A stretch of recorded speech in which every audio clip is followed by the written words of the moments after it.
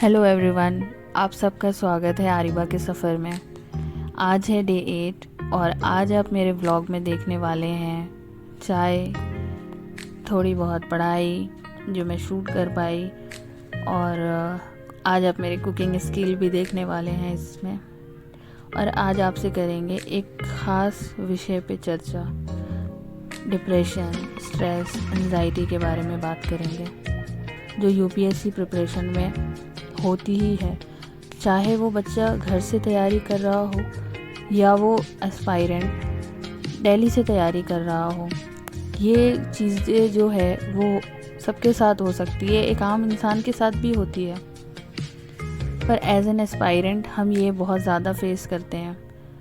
मैंने यूट्यूब चालू किया दोबारा से, इसका ये भी एक रीज़न है क्योंकि इस प्रिपरेशन में हम अकेले हो जाते हैं, बिल्कुल किसी से बात नहीं कर सकते। अगर हम फैमिली में भी होते हैं तो हो करके भी नहीं होते हैं। जो भी काम होता है वो अपना करते हैं और अपने रूम में होते हैं, पढ़ाई कर रहे होते हैं। और हम लोग शायद इतना शेयर भी नहीं कर सकते कि पढ़ाई में क्या चल रहा है, आंसर राइटिंग नहीं हो रहा, कंटेंट नहीं हो रहा, ये प्रॉब्लम वो प्रॉब्लम, बहुत सारे प्रॉब्लम होते हैं जो एक एस्पायरेंट के लाइफ में होती हैं। पर ये सारे प्रॉब्लम हम लोग अपने घर में शेयर नहीं कर सकते पेरेंट्स के साथ में। और जो दिल्ली में होते हैं उनके साथ भी बहुत सारी परेशानियां होती हैं। अब उन्हें घर का खाना नहीं मिल रहा होता है, रेंट बहुत हाई होता है, एक छोटे से कमरे में पढ़ाई कर रहे होते हैं। जैसा कि आप सब हम लोग न्यूज़ में देखे थे कि बारिश की वजह से कैसे अंडरग्राउंड वाले में पानी कैसे आ गया था और कैसे कितने बच्चों की जान चली गई जो तैयारी करने दिल्ली आए थे। तो ये सारा चीज़ देख के इंसान बहुत ज़्यादा स्ट्रेसफुल हो जाता है। और जब पढ़ाई करते हैं तो इस ड्यूरेशन में हम लोगों को टेस्ट दे रहे होते हैं, मार्क्स नहीं आ रहा होता है, क्यों नहीं आ रहा है, पढ़ाई कर रहे हैं, ऐसा क्यों हो रहा है, अकेले बैठ कर के हम लोग सोचते रह जाते हैं। अगर हम लोग घर से पढ़ाई कर रहे होते हैं तो बहुत सारी जिम्मेदारियां भी होती है। जैसे मेरे साथ ही ऐसा है, मेरे जो बड़े भाई हैं वो रहते नहीं हैं यहाँ, वो बाहर में जॉब करते हैं, तो वो वहीं रहते हैं जहाँ जॉब करते हैं। तो यहाँ पे मैं और मेरी बहन ही सब कुछ देखते हैं। पापा का जॉब ऐसा है कि वो 12 आवर्स तक पूरा बिजी रहते हैं, उनका 12 घंटा का ड्यूटी होता है, सुबह 8 से रात के 8, 9, 10 ऐसे बज जाते हैं। मम्मी की भी तबीयत ठीक नहीं रहती। आप सब जो लोअर क्लास फैमिली या मिडिल क्लास फैमिली से हैं वो लोग अच्छे से जानते हैं ये चीज़। जब हमारे बदन में ताकत होता है तो हमें वो सारे प्रॉब्लम्स नहीं होते। जैसे ही हमारी एज होने लगती है वो सारे प्रॉब्लम्स हम जो उस वक्त समझ में नहीं आ रहे होते हैं वो प्रॉब्लम्स बन गए होते हैं एक एज के बाद। तो वही होता है हमारे पेरेंट्स के साथ भी। जब पेरेंट्स अपने बच्चों को पढ़ा रहे होते हैं, खर्च कर रहे होते हैं, उन पे अपने ऊपर खर्च नहीं करते हैं और उन लोगों को प्रॉब्लम बहुत सारे फेस करना पड़ता है मेडिकली आगे चल कर के। और ये सब भी एक स्ट्रेस हम लोगों को देता है, ये सब से भी हम लोग को डिप्रेशन होता है। मेरा कहने का मतलब ये है कि चाहे वो स्टडी हो या फैमिली की कोई बात हो, फैमिली कोई प्रेशर करे या ना करे, किसी न किसी तरीके से स्ट्रेस, एंजाइटी ये सब हम लोग के साथ होती है। और हम लोग सब जो एस्पायरेंट कम्युनिटी है, चाहे वो यूपीएससी का एस्पायरेंट हो या नीट का हो या नेट जेआरएफ का हो या जेईई का हो, सबके साथ ये चीज़ लगा होता है। हम लोगों को कोशिश ये करना चाहिए कि हम लोग अपने मन की बात को किसी से कह सके। कोई एक ऐसा इंसान हो हमारे लाइफ में, कोई एक ऐसा फ्रेंड हो हमारे लाइफ में जिससे हम अपनी सारी बातें कर सके बिना सोचे सामने वाला मेरे को जज करेगा या नहीं करेगा। ऐसा एक दोस्त हो जो आपको जज ना करे किसी भी चीज़ में।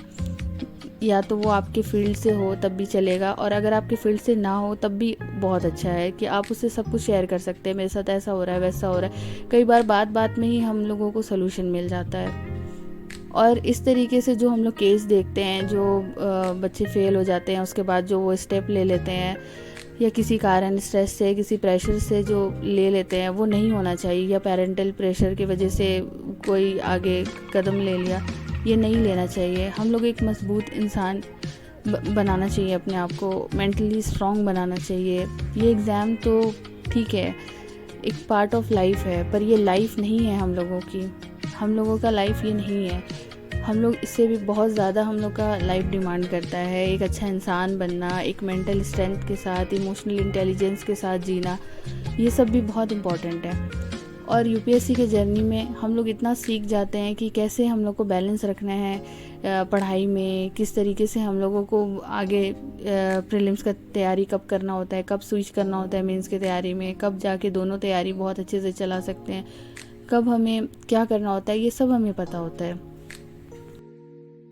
अगर आपको ये चीज़ लगता है कि आप अपने लाइफ में बहुत ज़्यादा फेस कर रहे हैं प्रॉब्लम, बहुत ज़्यादा स्ट्रेस है, आप एंजाइटी हो रहा है, आपको ऐसा फील हो रहा है कि शायद आप डिप्रेशन में भी हो सकते हैं और पढ़ने का मन नहीं कर रहा है, पढ़ना भी चाहते हैं पर बैठ नहीं पा रहे हैं, या फिर कुछ भी ऐसे प्रॉब्लम है, आप कमेंट सेक्शन में लिखें। आप देखिएगा कि बहुत सारे ऐसे हर दूसरा या तीसरा व्यक्ति ये बात बोलेगा कि उसके साथ ये चीज़ें हैं।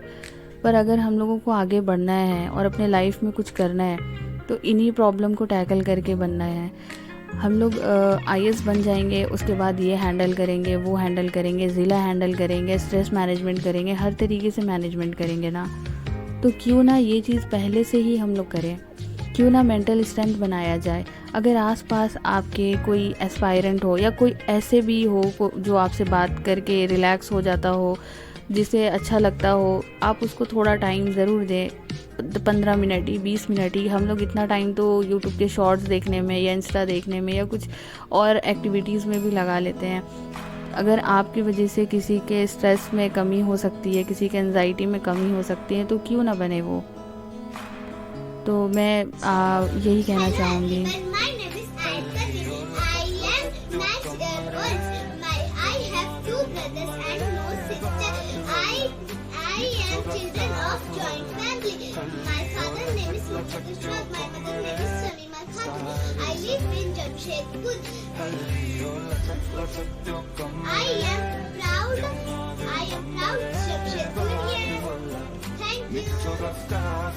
Hello everyone.